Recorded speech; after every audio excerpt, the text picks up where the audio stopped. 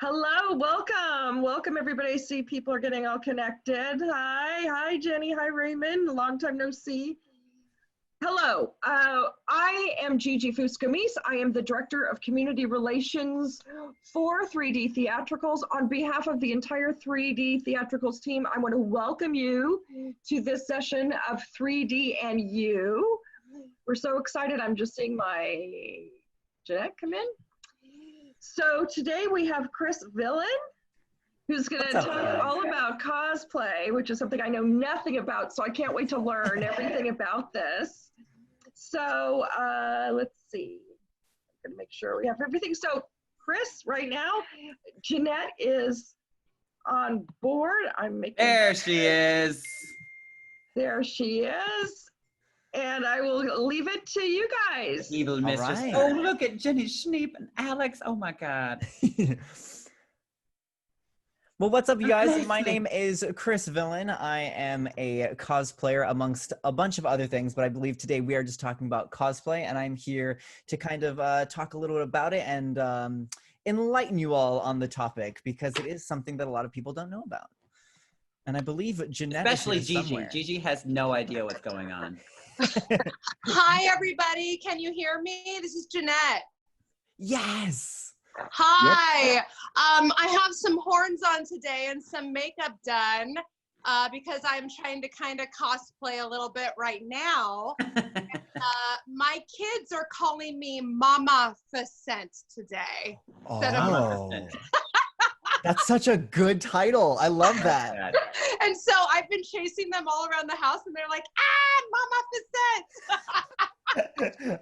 Anyway, I'm Jeanette Dawson, if you guys don't know who I am. I'm a co-founder of 3D Theatricals, but more importantly, I'm the first lady. I'm the queen. I'm married to the king of 3D Theatricals. And I am brand new to cosplay, and the reason why I fell into it is because of a place called Beetle House. It's a Tim Burton themed restaurant in LA, and there's also one in New York. And basically the entertainment that they hire there are people that put together their own acts and their own things. And so there's a lot of people that are cosplayers that work there that make a decent living just dressing up and doing their own makeup and putting together their own act. And so I kind of fell into What a dream. it. So I have a few characters that I like to do that I kind of fell into, and I'm so interested in it because I'm like, to me, success is being able to make money to pay your rent, to pay for food, to pay for your kids to do things. And for a long time, I was only taught that as a performer, there were a few different things you could do that really defined you as a successful performing artist. And I'm learning now at the age of 40 that there's so many other things that you can do that nobody ever taught me about. And one of them is being able to make a decent living, or even just part-time if you want to once in a while, doing something like cosplay. So I have some questions for Chris today because I'm so excited. Chris is just, I mean, the ultimate cosplayer. I'm starstruck. When I talked to him on the phone the other night, I was like, oh my gosh, I'm talking to Chris Villian. You are so incredibly talented, Chris. And I wanted to ask you some questions that a lot of beginning cosplay artists want to ask experienced ones like yourself. Absolutely, absolutely. So the first question I wanted to ask you is the history of cosplay. How did it get started? What was it when it first started? Yeah. So I think loosely cosplay kind of came, it's a concept from Japan, and the word cosplay is a combination of two words, costume and play. And for those people who aren't too familiar with it, basically it's Halloween 24/7. There's no reason that we have for dressing up. We just like to do it. And it really comes from the love of anything that you're a fan of, really. So a lot of people cosplay real life people. Some people cosplay from TV shows. I think primarily the cosplay community is built around people that cosplay things from Japanese cartoons called animes. Yeah. Or, more recently, it's becoming more of a thing to do things from like superhero movies and things that are characters that are live action, but obviously fictional. Yeah. This kind of goes into, my next question goes into, it ties in with the history, is the actual definition of cosplay, what has it turned into? Oh my gosh. It started as what you were saying, like anime, but it kind of turned into something else. Yeah. I think the definition has definitely changed over the years, and I'm going to do my best to give my definition. I think to cosplay, or to define what a cosplayer is, it encompasses a group of people, right? And again, it's usually surrounding some kind of geek culture, some kind of nerd culture. But the term cosplayer really does encompass a few different art forms, really. A lot of cosplayers, I think, are known for creating the looks that they wear, as far as like costume design, sewing, construction, a lot of prop making. So we can bring that in there. It also encompasses special effects makeup and beauty makeup. So you can kind of define cosplayers as makeup artists as well. But I think at the core, which is kind of brings us back into what you were talking about in the beginning, was a lot of cosplayers cosplay in character, and are performers at heart, like myself and like you. So acting and performing is very much something that a cosplayer would be doing as well. So really, it's, I think, loosely and vaguely you can call it a performance art kind of thing. Yeah. Because it's really a bunch of different aspects of performing and art, all mixed into one. Yeah.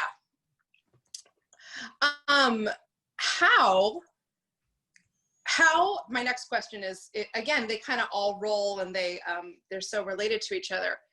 How to be successful as a professional performance artist in the land of cosplay? What are different ideas and things that people could do? What do you do? Yeah, let me talk a little bit about how I got to where I'm at. And if you guys don't know, like I said, I'm a cosplayer amongst many other things, but I've become known as a cosplayer on social media platforms like YouTube and Instagram, and as of late, TikTok.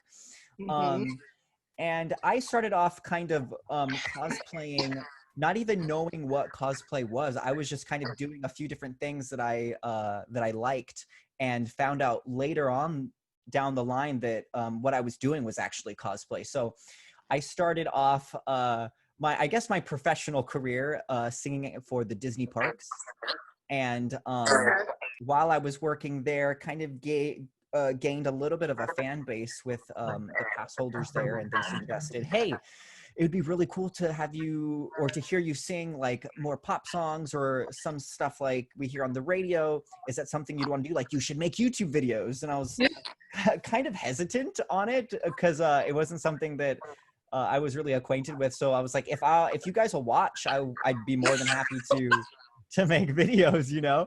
So I started making YouTube videos, singing popular Disney songs. And it slowly started to escalate to, okay, well, I was singing the songs, but I think I can do better. What if I dress up as the character and sing that? And so started doing that, and then took the next step and started doing something that's known in the cosplay community called gender bending or gender swapping. Yeah. Which is taking a character that, let's say, is traditionally a female character and reimagining them as a male character, or vice versa. Yeah. Thing in between. Yes. So I started taking female Disney characters and reimagining them as male characters. And then I don't know if, I'm not claiming to make that concept mainstream, but I wasn't aware of it at the time, and I don't think a lot of people were. And so I did this, I laugh because it's a really funny music video of me singing Part of Your World from Little Mermaid in a full-on mermaid tail on the beach. And it is still to date my most popular video I've ever made. I think sitting somewhere at like 16 million views on YouTube. Yeah, which is crazy to me. Especially imagining all the things that I've done since then, that's still the most popular. Which makes me laugh. But It was fun getting to do that because in reimagining the character, I kind of got to do a little bit of costume design, which is something that was very foreign to me. But I found a lot of joy in it because I'm a creative person, and if I get to put my own spin on something and create different aspects of something that's already known, it makes it more exciting for me, and I think it makes it more exciting for other people. So then I kind of fell into, I think at that point I started realizing what cosplay was, because people were referring to me as a cosplayer and like, oh, that's a great cosplay. And so I had to do a little bit of research to figure out what it is I was doing. And then I was like, oh, okay, cool. Which very much opened the door to things like cosplay conventions, and speaking on panels and doing this sort of thing, which I think kind of puts us into how to be successful, I guess, as a cosplayer. I think for me, it kind of all happened without me knowing, like I just discussed. So I think one of the first steps you got to do is try it, try cosplaying, try putting together a look or a costume based on something that you like, because obviously that's going to be your first step. I think from there, something that again I did without realizing was producing high quality content. And I say high quality because a lot of cosplayers and a lot of people in general, I find that I've spoken to are, trying to become a big cosplayer or trying to be successful, and they're finding it more difficult because they don't necessarily have the equipment to put out high quality content, or don't have the financial means to do so. Right. But it's a lot easier than you think it is. And honestly, nowadays, if you familiarize yourself with editing apps on your phone and even the camera on your phone, like a lot of the pictures that I post are just at home, like me in front of like a backdrop that I've made. And I think once you get in the swing of putting out content and letting people see your work and being open, I think, to constructive criticisms or tips, that's really helpful. Again, I got very, very lucky that when I kind of just out the gate, I started working with people that really knew what they were doing and that made me look really good, and have kind of obviously gained my footing since then. But that's really important, I think, in setting a standard for yourself. And also when I pitch myself to things like, let's say, a panel at an anime convention or a cosplay convention, or even work that I've done professionally through cosplay, like commercial work, TV work, and stuff like that. I present the work, the pictures and stuff and videos that I've done, most of which I just create like in my bedroom or whatever. And so there's kind of like a smoke and mirrors aspect to, like, you see all this incredible work, but a lot of the times you don't realize that it's smoke and mirrors and they're doing it in their bedroom, or it's a lot of like editing on an app or something. But I think in a short answer to answer that question, I would start with producing content for yourself, and possibly reaching out to other people that inspire you or that you find do similar work to what you want to create, and just picking their brains and learning as much as you can. And I honestly think if you stay focused, the rest just kind of lays itself out and just starts to happen before you realize it. At least that's how it's worked for me. So in order to be a go-getter as a cosplayer and to get people to give you commercial work and to do these different gigs, is it the same thing that all the rest of the actors are doing in musical theater and TV? Do you have a website? Do people reach out to you on Instagram, YouTube? Like, how do you audition for them? Like, is it just your Instagram and they find you, or what? Sure. That's a great question. I treat my personal Instagram as kind of a portfolio of my work. So a lot of the times when people either reach out or want to see some of my work, I just lead them to my Instagram. But in difference to the acting community, let's say like the TV and film world, cosplay is still kind of a small enough community to where, you know, there's not usually like a casting call or like an in-person audition Right. to go to. However, I have been to those, and we can talk about those later. Okay. It's usually more so trying to make a name for yourself in the community first, and then we keep our community tight enough to where it's word of mouth, really, I think. Again, it goes back to, I really pride myself on putting out like high quality stuff. So usually, unless it looks a certain way at this point in my career, unless it looks a certain way or once it conveys something that I want to convey, I usually don't put it out, because now I do have certain eyes and stuff looking at my certain standard. Exactly. Yeah.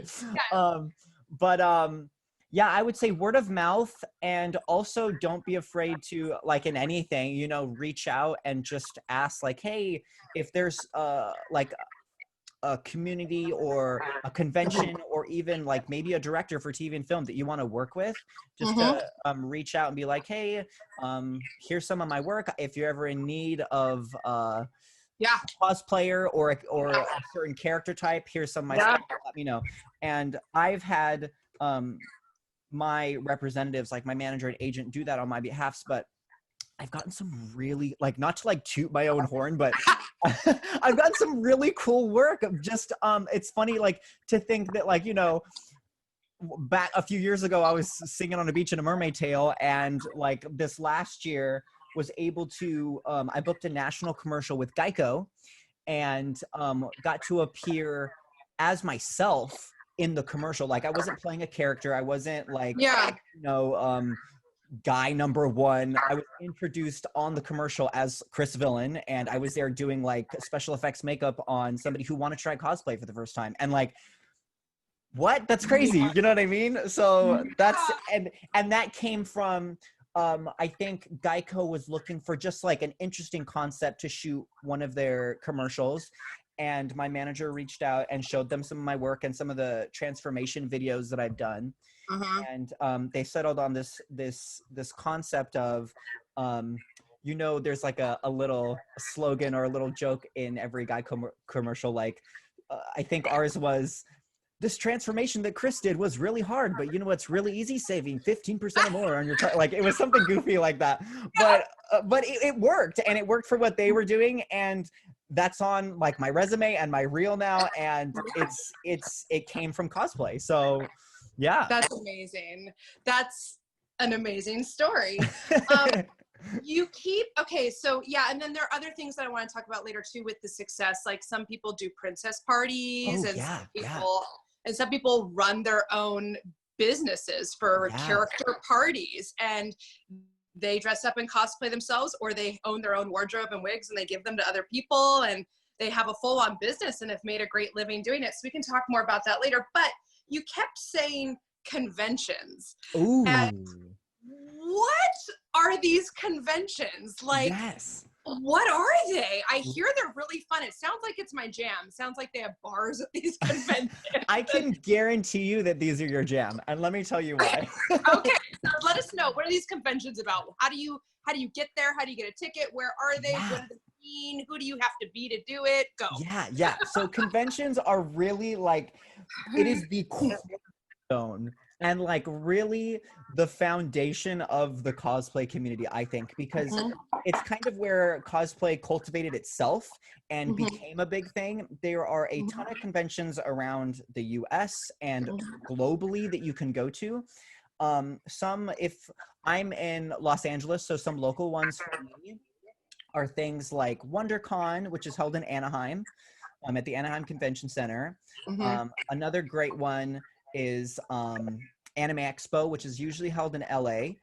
And I think the one that everybody obviously knows is Comic-Con, and that's held in San Diego. And if you want kind of like a general idea of what these conventions are, if you think of what Comic-Con is, it's basically what the conventions I'm talking about are. However, where Comic-Con kind of has become so mainstream, it encompasses just general geek and now pop culture. Usually something like an Anime Expo is dedicated to just anime. And so if you're going to go to that convention, you'd probably want to choose an anime cosplay. Right. However, the community is so cool that you can really just show up in anything and no one's really going to care. Aw. But that's where I like have made 95% of the friends that I have today.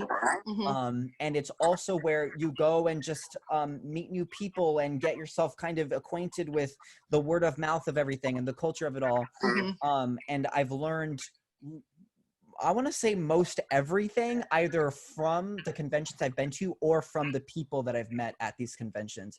And you can, I mean, obviously right now is not the best time to look for these conventions. No. But as soon as all of this is over, you can really, I think in some place like California where I'm at, and I think it's becoming more so around the US in general, that you can really just type in like, anime convention or cosplay convention into Google, and a bunch of lists and locations will show up. They usually have a website that you can go to and buy tickets. And you don't have to cosplay. A lot of people just go to like see everybody and see the costumes, and there's some cool panels where you can learn about like an upcoming TV show that you are interested in, or there's usually like a huge main expo hall with just merch, like toys, costumes, collectibles, comic books, everything. And so it's really just a place to be a fan and a place to admire work is what it is. And it's the best. And to meet people who are so good at it that you can learn from. Amen. And really, that's like so much of it is that you see somebody who, or you see these people who their lives are dedicated to this art form, right? Yes. And so they show up in these crazy elaborate costumes that they've worked on for like actual years. And like actual blood, sweat, and tears have gone into this costume. And they're there right there in person, and they're just like a treasure trove of knowledge that you can go ask things, and like fabric types. Where did you get the fabric? Did you sew? How do you sew? What do you recommend? Yes. And it's, I mean, for a cost of like $20-$30 for a ticket. And sometimes you don't even really have to buy a ticket, because the surrounding area that the convention is being held is usually just like littered with cosplayers and crazy like nerd fans and stuff. So sometimes you don't even have to buy a ticket. You can just go up and kind of and talk to people. Oh my gosh, that's crazy. Yeah. Okay, now here's an interesting question. Here's an interesting question. Do you feel like your followers that you now have, Instagram, subscribers on YouTube, all that, do you feel like that has helped you book more work as a performance artist? Oh my goodness. Short answer, yes, absolutely. And this is kind of like a weird question to answer, because now we're crossing a border between like a hobby and something you do for fun into now like a business aspect, right? Yeah. So I've gotten to a point in my career, and again, for those people who don't know the stuff I do on YouTube right now, just like a rough estimate, I have around like 200,000 subscribers, and on Instagram like 130,000. So I do have a substantial enough of a following to where some people are interested in using that following to kind of be mutually beneficial to myself and for them. So I kind of in some aspects become a little bit of a source for people to use as like an ad for a platform. So some people will approach me and be like, hey, you have X amount of subscribers or followers, right? And you also do cosplay. A company could reach out with like a makeup brand or maybe like a skincare brand, all of which kind of loosely fall into what I do as far as like makeup.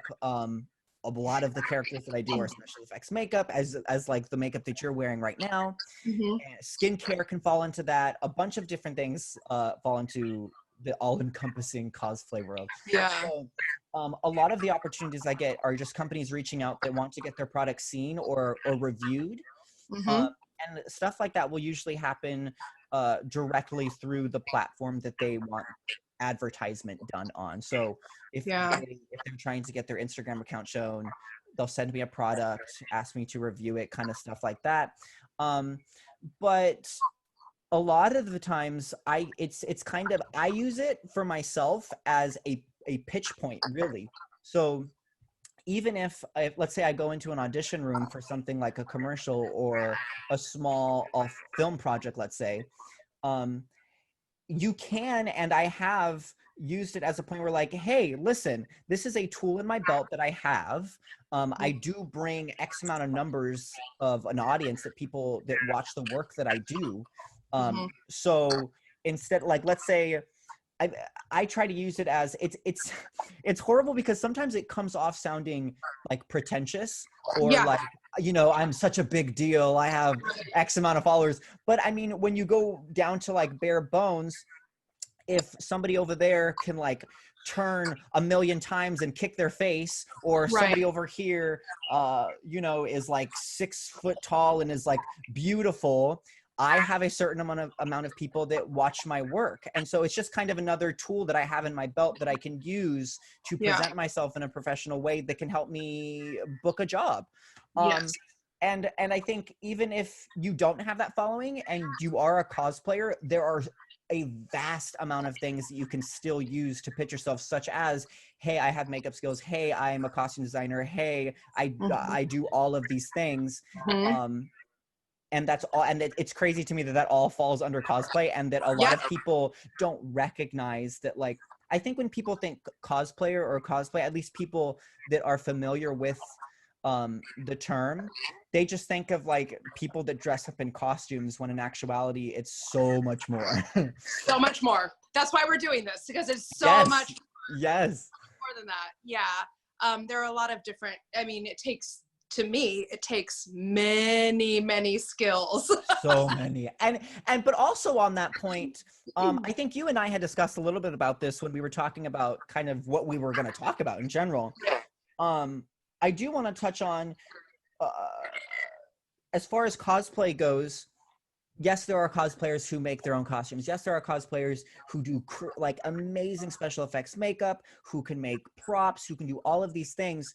But you don't have to do all of those things to be a cosplayer, really. Right. There are so many people who, you know, either don't have the financial means to like own a sewing machine or the time to learn how to sew. So they buy their costumes either from like something as simple as Amazon, or from somebody. Etsy, have somebody make Etsy, exactly. Somebody in the community who makes the costume. And like, that's totally cool. Like, you're still a cosplayer. You can sleep at night knowing that you're a cosplayer. I think as long as you are, you know, a fan of the art form and a fan of whatever it is that you are dressing up as, everything in between doesn't really matter that much. You know? If you're a fan and you feel the need to dress up as a character because you resonate with them somehow, you're a cosplayer. So yeah, I mean, I love it when people that are doing cosplay in their hashtags, they make sure to give credit to wherever they got the stuff, which I love. Like I got this costume from so and so. I did this, whoever styled this wig, or I styled this wig. I love it when people, if they didn't do it all by themselves, they give credit and they tag the people that actually made the costume. I mean, it's like polite. That's rude not to, you know. And like also I would definitely argue that is rude, but also it's really important, especially when you get to a certain level, because granted, have I put in my hours and created a bunch of crazy looks? Absolutely. So now anytime anybody sees any look that I create or post out, they automatically assume that I've done every single aspect of it, which is not normally the case. Either somebody has styled my wig, somebody has made this for me, or even if it's something like the photographer taking the photo, you know, that could potentially like really help somebody's career. Let's say costume making or wig styling, because if a look that I've created blows up or like does really well, now they also have eyes on them, you know, so it's really important. Yes, so important to help each other out. Yeah. Okay, so what is my other, goodness gracious. You know what? This is a really weird question because this is just something that cosplay has just changed so much over the years. Yeah. Okay, so when you're dressing up as a character Sure. for cosplay, do you have to be a character that's already out there that's been created, or can you create your own character? Ooh, okay. Right? I love this. So if I were just entering the community, right, I would make the assumption that I would have to cosplay a character or create a look off of pre-existing things. Mm-hmm. Now, I think some of the best and craziest and like most beautiful cosplays come from, or I'll be like, oh my gosh, listen, I have no idea what you're cosplaying. Can you tell me what, because this is incredible, right? Yeah. It's, I would say 75% of the cosplays that impress me are original to either themselves, which usually come from cosplayers that kind of resonate more with the costume design or Yeah. makeup rather than like the nerd culture. Uh-huh. But I think just now, I don't know how many people that are watching are familiar with the new social media platform called TikTok. But it's a platform where it's kind of, it's odd. A lot of it is based off of lip syncing to pre-existing audio, either from movies or from songs. And people have gotten really creative with presenting their original concepts and either makeup looks or designs through that app. And I think I haven't been to a convention really since that app has blown up, but I'm really excited to go to a convention and see, because I think original designs and original concepts are going to be a lot they're gonna be a lot more of them happening at conventions, because usually I think the tradition is to just go with something that you are a fan of or a pre-existing thing. I have been so bold to cosplay something original from a music video that I've done on YouTube. And I remember it was an anime convention. It was called ALA, Anime Los Angeles. And I went in one of my original designs, and like I was the belle of the ball.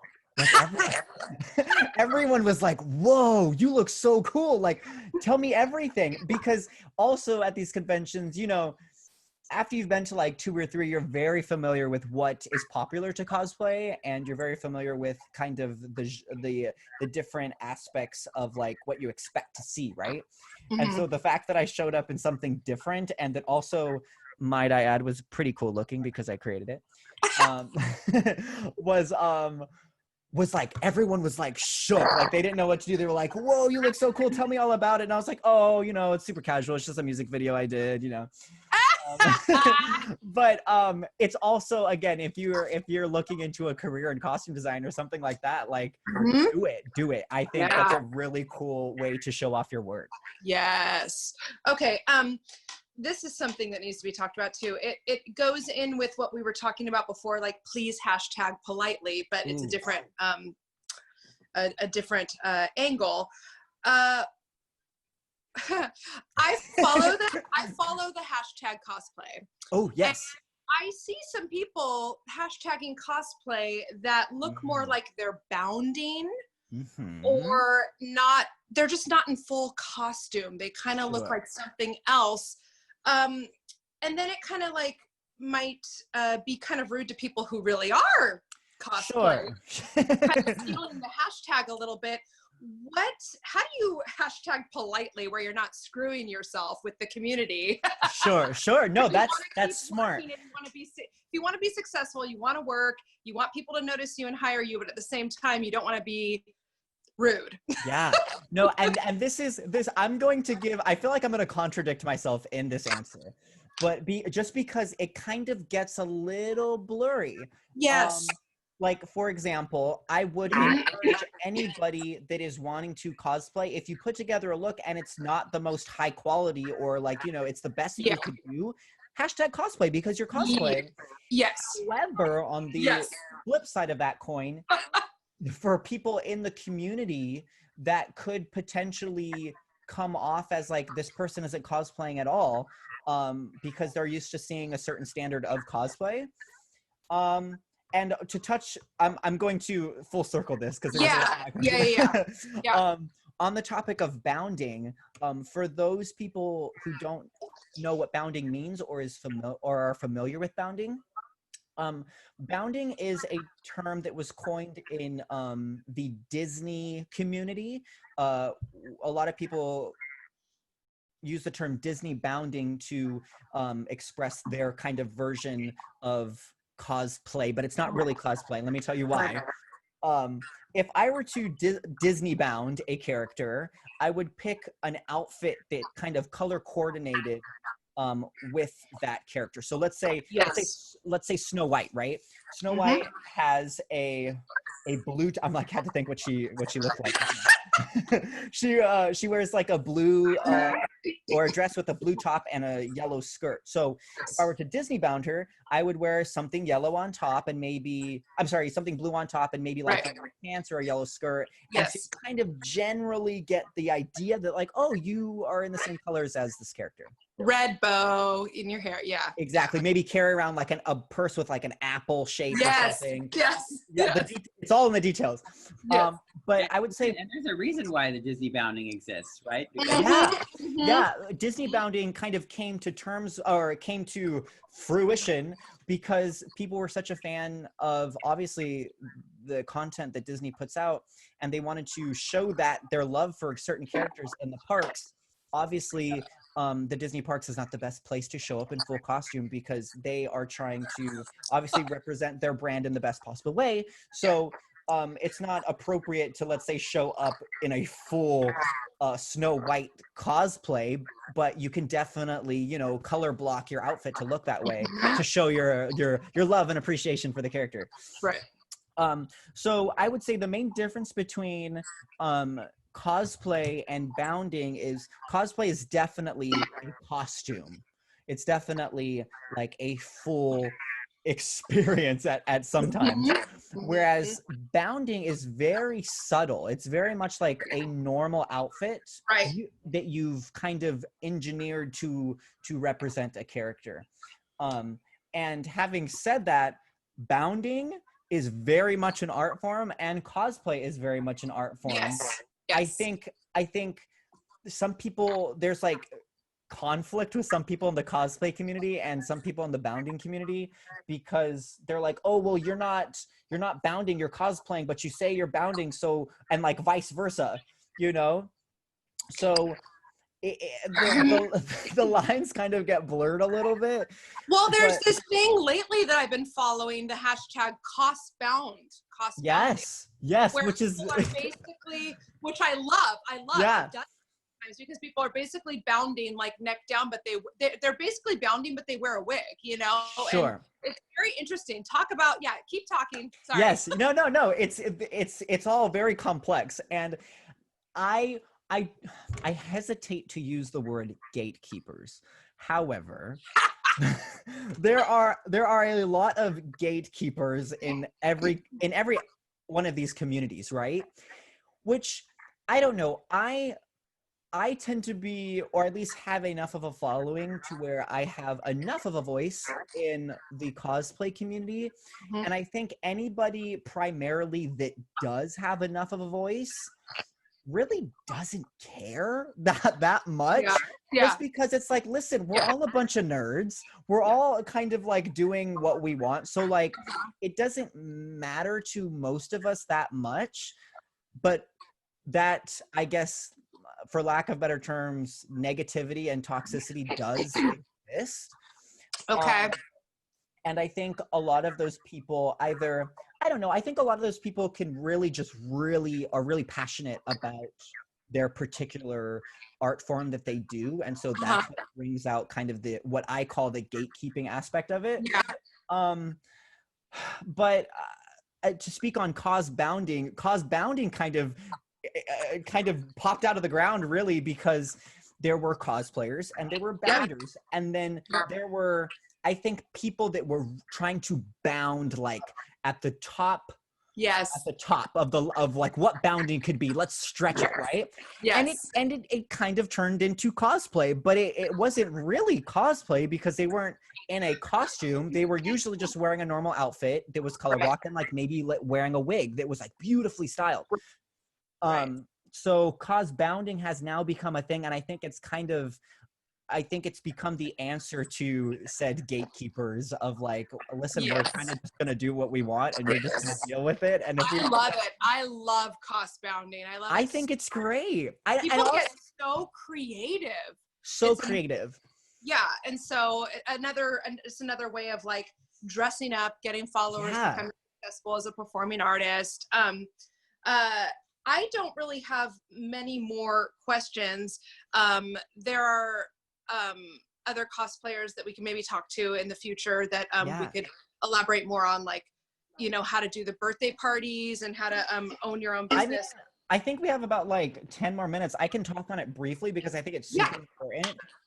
It is super important to learn how to, like try to make a living from doing this in that way. So, I think it's super easy to see, like, you know, I am not a cosplayer, and then see like these professional cosplayers that like win all these contests and they win all these money and do amazing gigs like a Guy Coke commercial or something, right?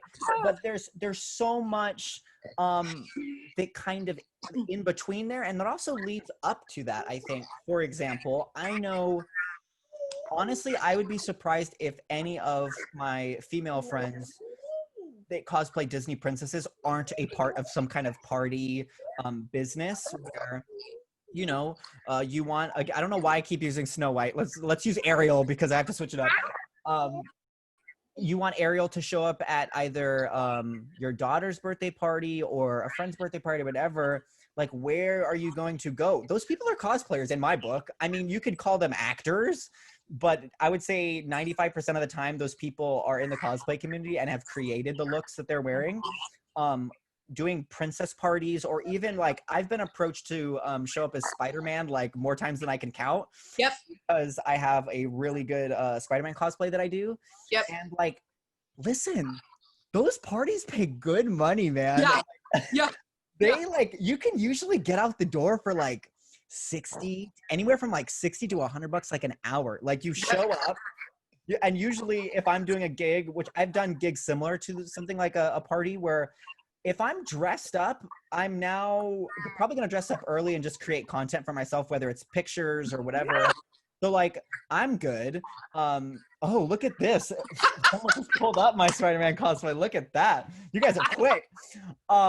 Yeah, so like it's like a win-win really, because I'm creating content for myself, and then I'm basically already in the costume for free, so I might as well go to a party and make like $100 in an hour, right? Yes. And then there's also gigs like what you do, and maybe you could talk about that. I mean, you kind of already have, but a lot of people would think that these are actor jobs, but it's again, 95% of the people that do them are usually cosplayers and have gotten the job because of their cosplay work. So there's like, you know, dinner theaters, which is like what you kind of do. But really, like, I've been invited to like red carpet events. I've been invited to private parties. All of like sound kind of dumb just saying that, but like, yo, these people have money, and usually like for something like a red carpet, like I've gotten invited to like Star Wars red carpet world premieres and like Marvel events where like, who doesn't want to do that? And you're paying, like I would pay to be at this event, you know? Right. There are so many gigs like that, big and small, that kind of fill the gap between just starting out and kind of the top of cosplay. Right. There's also things like, if anybody is familiar with platforms like Patreon, where basically you have a follower base that pays you for the content that you produce. So I have a bunch of friends that do this, where let's say for $5 a month, you get access to a bunch of photos that I've taken for that month's character, right?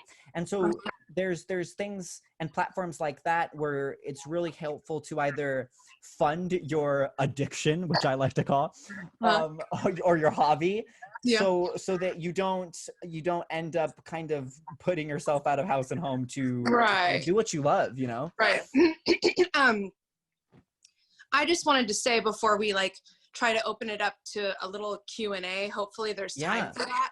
I just wanted to say to everybody out there that this whole topic of cosplay, it's just the art of cosplay is very near and dear to my heart, because I was one of those people that was taught and trained that as an actress, as a performer, as somebody who likes to learn about makeup and get dressed up and try to make a living doing that, I was taught, like I said at the beginning of this, that there were only a few different ways to do that, and I was never taught about a lot of the different things, and cosplay is one of them, and it is something that, like I said before, I fell into it. I literally just fell into it. Yeah. No, and like to piggyback on you, like I think we had discussed whereas like I'm at heart, I think I'm a performer, you know? Me too, yes. And like yourself, I was taught it was Broadway. Like that's where you want to go. And anything short of that, you are not successful. Yes, and I just completely disagree with that. I wish that I had learned in all of my education growing up and by the different adults in my life and the people that I was trying to learn things from, I wish somebody had mentioned like different ways of performing that can also be, I know people that have made a living performing at Knott's Berry Farm, and to me that is such success. And and Disneyland and dinner theaters and cosplay, doing princess parties. I work with somebody who owns his own character parties company, and he is so incredibly successful, and the list goes on and on and on, that I just want to help spread the word to so many people that if you're out there, and for me, when I was out there and auditioning for show after show and gig after gig and wasn't getting hired, it became very frustrating until I fell into the Beetle House gig. And I learned I have control of this. I can literally choose what character I want to be. Yes. And I can dress and get attention being this character. And I don't have to audition for anybody for that, and just have fun doing it. And for me, luckily, I have Beetle House to pay me to do it. Yeah. And there's so many different people, like you said, that will pay you to do this. So why not help spread the word to people that there are other ways to become a successful performing artist besides just Broadway or just TV or whatever, you know what I mean? Yeah, there is literally not enough time to talk about all aspects of this. There is not. And speaking of time, everybody, we literally have 1 minute left in this session. So unfortunately, I don't think we can go to questions, but hopefully Chris will be back for another session and we can get some questions then. Jeanette, thank you. You look amazing and was an amazing moderator. Thank you. I don't have anything neck down, but you know. Who does? I'm cost bounding. Oh wow, look at that. Thank you. Listen, Chris, on behalf of everybody here attending today, our 3D+U courses, we can't thank you enough for sharing your wisdom and your gifts with us. It opened up a world I had no idea existed. I still don't know quite what it's all about, but there's a lot. But